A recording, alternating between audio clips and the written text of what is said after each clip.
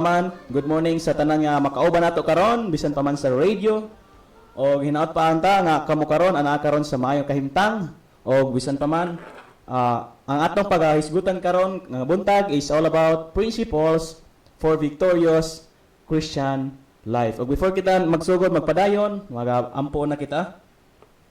Amahan og Dios namo nga langit nun kanimo o Dios nagapasalamat kami Lord sa higayon og sa pribilehiyo amahan nga imong gihatag kanamo sa diin o Dios kami nakapadayon sa imong kinabuhi og bisan pa man o Dios nagapasalamat kami sa pribilehiyo nga makatuon makapamalandong kami Ginoo sa imong balaang pulong Ginoo nga ang imong pulong Lord kanunay gayud nga available sa among kinabuhi amahan na anytime pwede mi mamalandong, anytime pwede mi mag-meditate o anytime Ginoo we can ponder upon your word Lord God.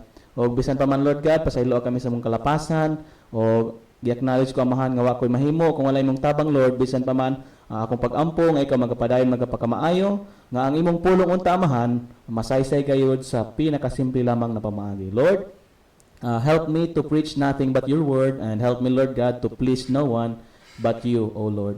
Kining tanan akong ginatugyan gipasalamatan diha sa pangalan ni Ginoong Hesus among Dios ug manluluwas. Amen. Once again, good morning kanatong tanan. Principle for victorious Christian life, no?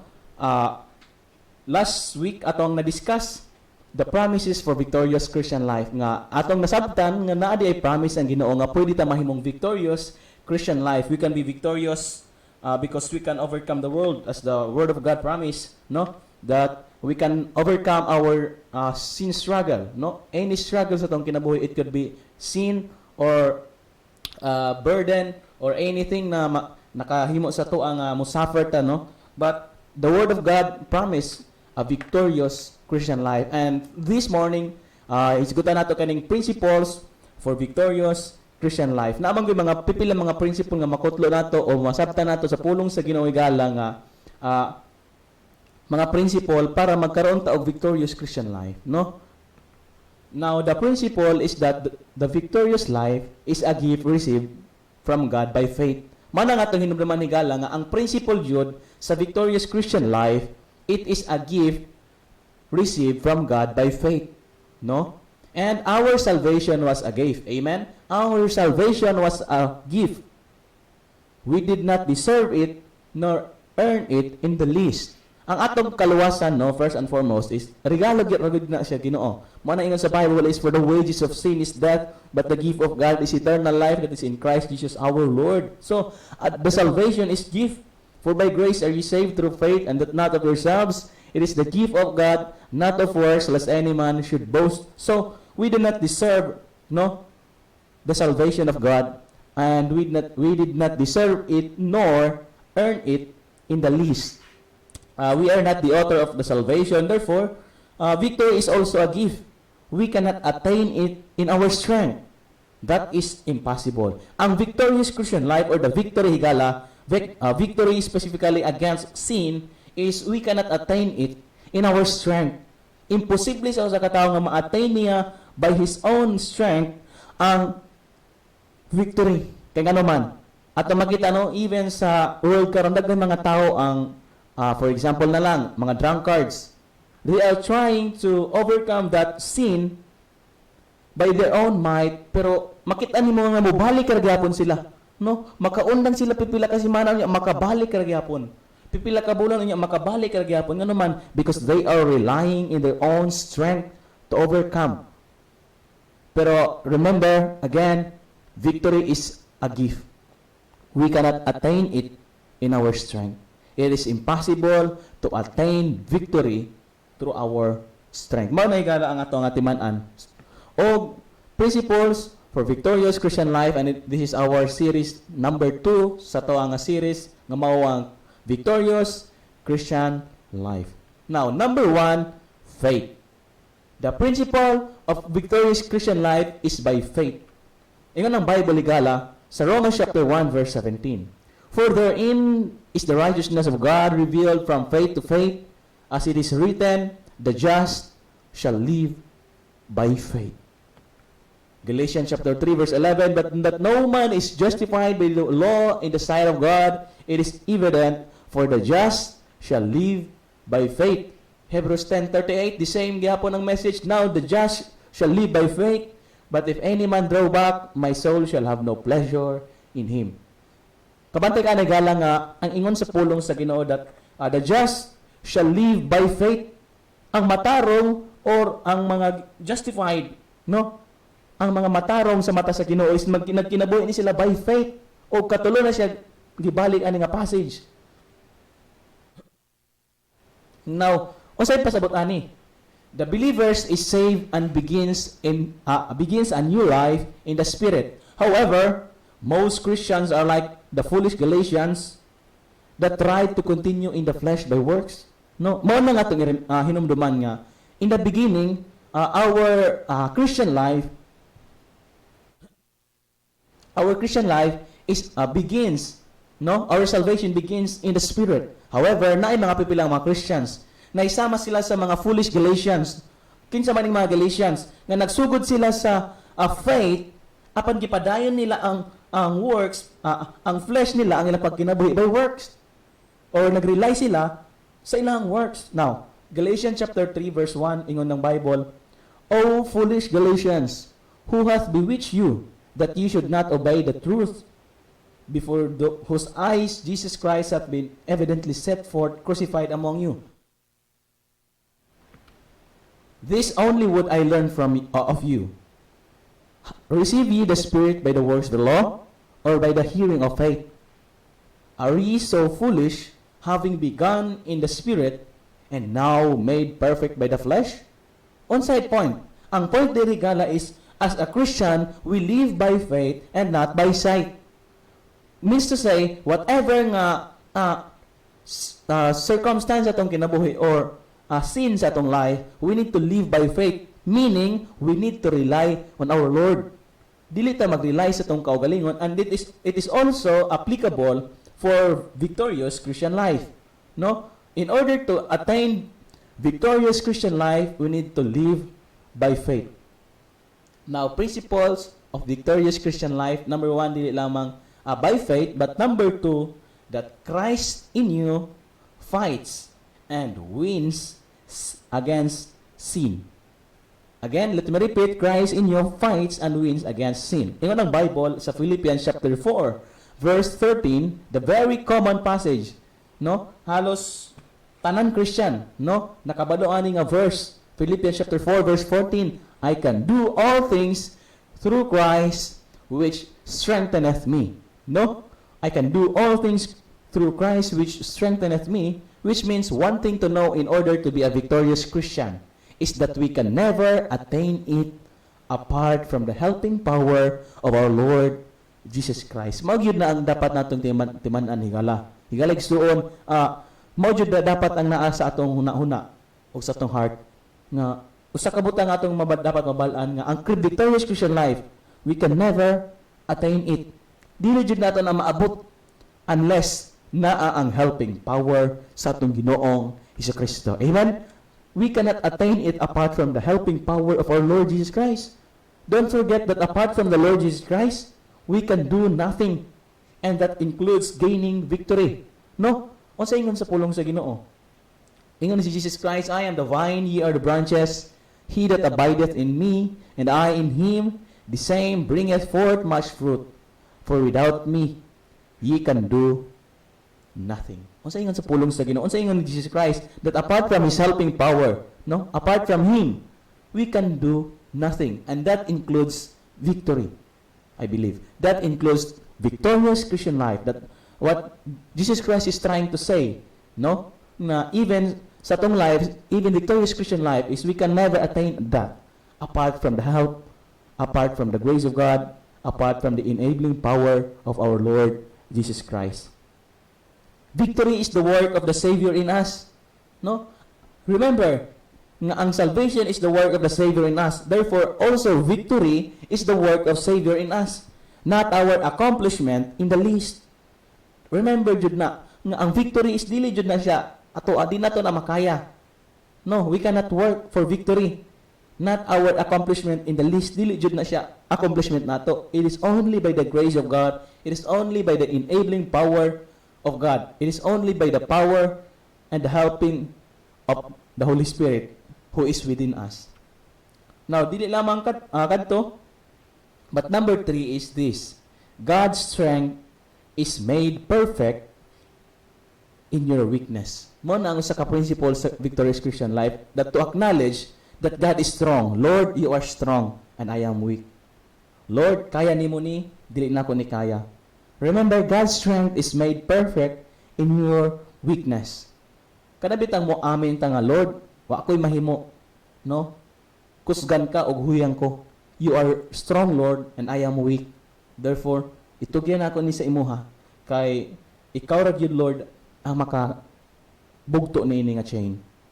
Ingon ang bulong sa Ginoo, sa dihang naka-experience si Apostle Paul og balatian nga na thorn of flesh diya sa iyaha, he besought the Lord Jesus Christ 3 times, no? 3 times a day. Nga unta kuhaon tong thorn of flesh sa iyang body.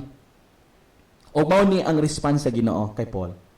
And he said unto me, my grace is sufficient for thee, for my strength is made perfect in weakness. Most gladly therefore will I rather glory in my infirmities, that the power of Christ may rest upon me. Amen? The grace of our Lord Jesus Christ is sufficient because His strength is made perfect in weakness. Unsa pasabot ani? In that passage, we can see God's response to Paul as he besought the Lord that He may let the thorn of flesh depart from him, from Apostle Paul. No? However, God chose not to grant his request, not because He is not gracious, nor Paul isn't sincere enough, but God wants to remind Paul that His grace is sufficient. Mao ni ang proof higala nga dili ko mo Kristohano na ka, dili ko mo faithful na ka sa pagpangalagad sa Ginoo, dili ko mo Christian na ka is wala na kayo mas experience nga sakit sama sa gitudlo sa ubang group or sa ubang tao nga nagunaon na sila nga pag Christian jud ka kay tanan nimong request i-grant jud sa Ginoo healing. No, kay even Apostle Paul nga grabe ang iyang intimacy with Lord Jesus Christ, but God chose not to grant his request. Dili tungod kay ang Dios dili gracious, no? Gracious ang Ginoo. Og dili pod ingon tungod kay si Paul dili sincere. Dili. Grabe ka sincere ni Paul because he besought God 3 times a day. Dili na maong rason nga nung wala na grant. It is because God wants to remind Paul that His grace is sufficient. Amen? O same po na sa atong life. I-allow sa Ginoo ang trials, i-allow sa Ginoo ang temptations, i-allow sa Ginoo ang suffering. No? Og mag-pray ta sa iya nga murag makita nato nga nag-respond siya pero wala gigrant ang atong desire. Maybe God is reminding you that, hey, my daughter, anak, my son, my grace is sufficient. And God wants to let Paul acknowledge his weakness and thus continue to rely and yield on Him. Higala, ang temptation man sa atong life, higala, is mao ni. If our life is okay lang, no, wala tay thorn of flesh, no, manang ang time man gud higala, ang tendency, human as we are, we tend to rely and yield on ourselves. Wala na tayong nag-depend sa Ginoo. No? Mao nang usahay jud na instance sa atong life nga mupadala ang Dios og thorn of flesh sa atong kinabuhi to let us acknowledge our weakness, and God wants us to continually rely and continually yield upon the gentle arms of our Savior Lord Jesus Christ. As we confess our inability to gain victory and yield to the mighty power of Christ, we'll gain victory. Maging ang sikreto gala, we need to confess, Lord, I am not able. Just like how you confess to the Lord Jesus Christ that time you asked Him, no? Katong time na naluwas ka, you are confessing, Lord, I can save myself from hell, and therefore I trust the blood of the Lord Jesus Christ na maoy magluwas sa ako sa impyerno. O same po na siya sa victory. We need to confess that, Lord, I am not able to gain victory, and I want to yield in the mighty power of you, Lord. Help me to grant victory. And again, as we confess our inability to gain victory and yield to the mighty power of Christ, we'll gain victory. Oh, that's the promise, and that's the principle of victorious Christian life. Principles for victorious Christian life. Number 1, by faith. Number 2, Christ in you fights and wins against you. Manang, kung naka-struggle ka ron against sin, ayaw na guniti, itugyan na sa Ginoo. Crucify it. No? Crucify it. I-crucify na sa cross of Jesus. Yung ang Bible, I am crucified with Christ. No? So, maunang, let Christ nga mao'y mag-fight niya na. Itugyan ang tanan diha sa Dios sigala. And number 3, God's strength is made perfect in your weakness. Gialaw na sa Ginoo pud nga sometimes failure ta as a Christian, no? Para makahinumdum ta nga, Lord, you are strong, I am weak. Therefore I cast all my burden upon you. All my sin I put it on the cross. Help me, Lord, to nga maging victorious ko. Because again, apart from the grace of God, we can never attain victory. Imposible nga ma-attain sa tao ang victory kung ang iyang girelayan, ang iyang kaugalingon. No? And for our conclusion, the drunkard is converted and gets victory over liquor. That's the victorious Christian life. Kabantay ka nga, naisam, no? Dili man jud tanan, pero naipipila nga mga Kristohanon nga palahubog sila. O niya, pagka-convert niya, is na-overcome nila ang victory over liquor. Mo na example sa victorious Christian life, igala. No? Example na siya. If a drunkard is converted and gets victory over liquor, that's victorious Christian life. Nga bitaw, ka na makaingon na ka nga, dili ko mo inom. Kay gusto ko magkinabuhi nga pure for the sake sa akong Ginoo. No? Dili na ako hugawan. O, as a Christian, in order also to gain victory, is we need to abstain. The Bible said in Thessalonians that abstain from all appearance of evil. Meaning, if something appears to be sin, therefore, palayo. Abstain. No? Because our flesh is very weak. Nga dali ra gid siya matintal. No? Respectable people need victory over themselves and pet sins. Now, Christians yun, as a Christians, we need victory over ourselves and pet sins. Naaman ning gitawag nga pet sins nga kanang mga sala bitaw nga mura na ta gi-control ba? Gi-control ta sa sin. And remember, as ato nga past study, the verse says in Romans na sin do not have dominion over us anymore. Faith does nothing. Faith let God do it all. And that is according to Dr. C.J. Trumbull. Ngayon siya, faith does nothing. Walay gihimo ang faith. No? Faith let God do it all. And one qualification that you must have for victorious Christian life, same author, is the broken pinion, broken nature, uttermost weakness. Muna according kay Dr. C.J. Ano siya? Isa sa mga qualification or isa ka qualification nga kinahanglan in order nga ang Christian life is magkaroon ng victorious Christian life is kanang broken pinion or broken nature. Kana bitang uttermost weakness. Mo na siya ang qualification for victorious Christian life, and for sure we can qualify because we are a broken pinion. We have broken nature. We have uttermost weakness. And because of that, we can qualify for victorious Christian life, and that is only by the grace of God. Remember, higala, victory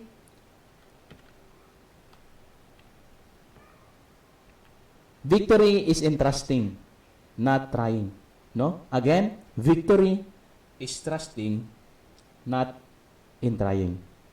And that is the principles for victorious Christian life. God promised a victorious Christian life only if we follow these principles for Christian or victorious Christian life. Let's pray. Ginoo, salamat sa imong pulong. Amahan, nagarimahin ikaw nga naay mga principles, Lord, in order to gain victory over sin, victory over sexual sins or any types of sin, Lord, wherein ang imong kanakan, Lord, karon nga nagatanaw o nagapaminaw is naga-struggle. It could be sin of greediness, Lord, envious, jealousness, wrath, Lord, We pray that by your grace, Ginoo, ma-overcome unta namo na. Amahan, we can do nothing apart from your helping grace, Lord. We acknowledge that we are nothing without you, God. Amahan, bisan pa man, nag-pray ko sa mga radio listeners, Ginoo, nga especially si Ginoo sa mga wala pa naluwas. Nagampo ko, Amahan, nga ikaw mag-conduct sa ilang kasing-kasing, Ginoo, nga ikaw nag-reveal sa imong balaang pulong nga dali ra maluwas, Ginoo. It is only by realizing, Ginoo, sa mga sinful nature. O it is only by putting our faith with a repentant heart to the finished work of Christ in the Calvary that and His blood that was shed abroad 2,000 years ago, Ginoo. Nagapray ko, Amahan, sa mga dili pas luwas karon, Amahan, nga sila mahimog desisyon nga modawat ug mosalig kanimo, Ginoo. Kay Amahan, nagingon ikaw sa imong pulong that I am the way, the truth, and the life. No man cometh unto the Father but by me. Amahan, nagaingon ikaw nga ikaw ra gyud ang pamaagi.